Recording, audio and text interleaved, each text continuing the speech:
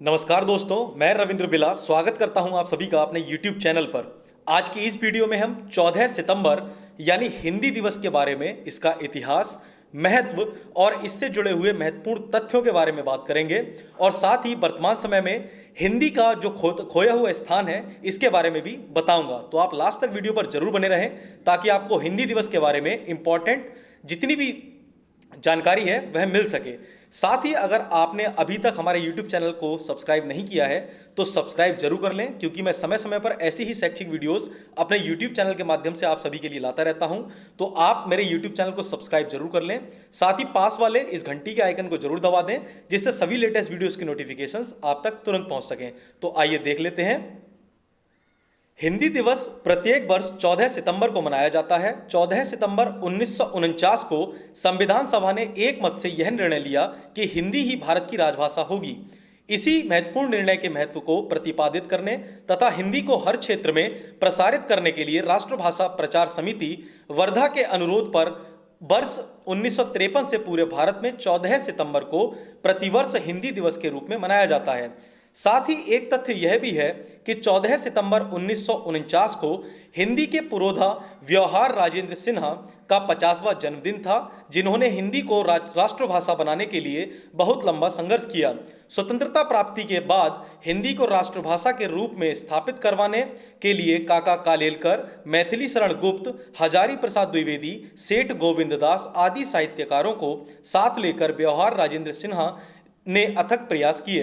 इसके चलते उन्होंने दक्षिण भारत की कई यात्राएं भी की और लोगों को मनाया। तो जैसा कि आप ये पिक में देख सकते हैं, ये हैं व्यवहार सिन्हा जी, जिनके अथक प्रयास के कारण हिंदी को एक महत्वपूर्ण स्थान मिला तथा संवैधानिक दर्जा प्राप्त हुआ। साथ ही अगर हम बात करें हिंदी दिवस के इतिहास के बारे में, तो वर्ष 1918 में गांधी जी ने हिंदी साहित्य सम्मेलन में हिंदी भाषा को राष्ट्रभाषा बनाने को कहा था। इसे गांधी जी ने जनमानस की भाषा भी कहा था।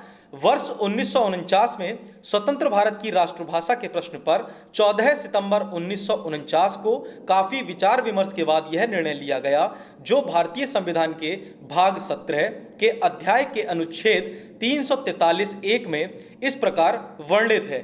संघ की राष्ट्रभाषा हिंदी और लिपि देवनागरी होगी। संघ के राजकीय प्रयोजनों के लिए प्रयोग होने वाले अंकों का रूप अंतर्राष्ट्रीय होगा। यह निर्णय 14 सितंबर को लिया गया। इसी दिन हिंदी के मूर्धन्य साहित्यकार व्यवहार राजेंद्र सिन्हा का 50वां जन्मदिन था। इस कारण हिंदी दिवस के लिए इस दिन को श्रेष्ठ माना गया। हालांकि जब राष्ट्रभाषा के रूप में इसे चुना गया और लागू किया गया तो गैर हिंदी भाषी राज्य के लोग इसका विरोध करने लगे और अंग्रेजी को भी राजभाषा का दर्जा देना पड़ा। इस कारण हिंदी में भी अंग्रेजी की भाषा का प्रभाव पड़ने लगा।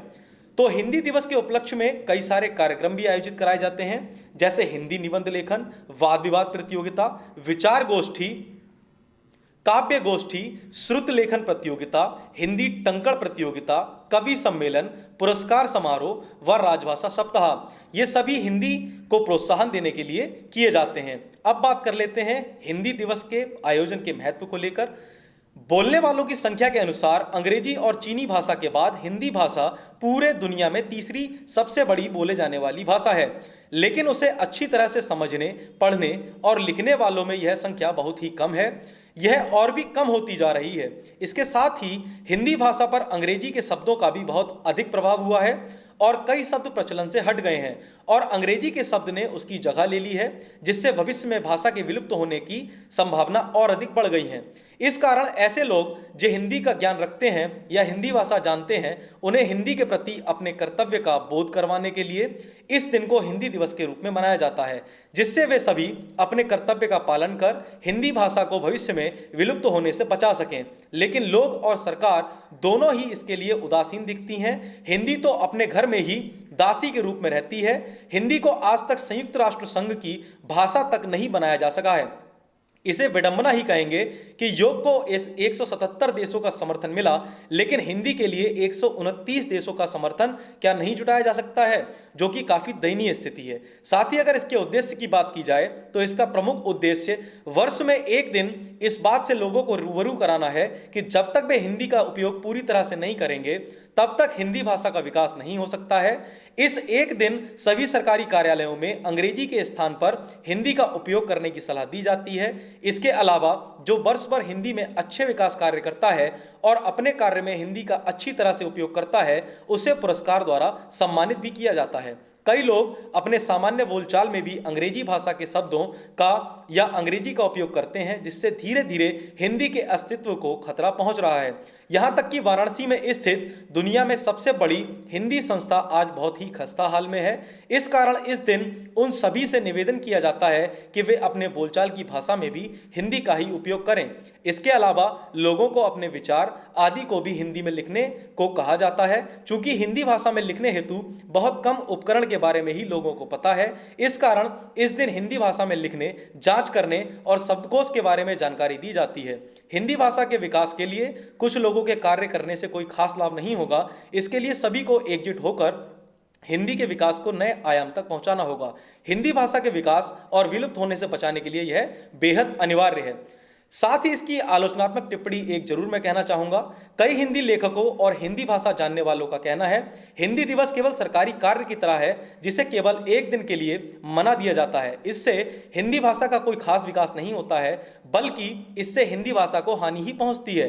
कई लोग हिंदी दिवस समारोह में भी अंग्रेजी भाषा में लिखकर लोगों का स्वागत करते हैं। सरकार इसे केवल यह दिखाने के लिए चलाती है कि वह हिंदी भाषा के विकास हेतु कार्य कर रही है। स्वयं सरकारी कर्मचारी भी हिंदी के स्थान पर अंग्रेजी में कार्य करते नजर आते हैं। लेकिन कुछ लोगों की सोच यह भी है कि विविध कारण बताकर हिंदी दिवस मनाने का विरोध करने और मजाक उड़ाने वाले यह चाहते हैं कि हिंदी के प्रति रही सही अपनत्व की भावना भी समाप्त की जाए।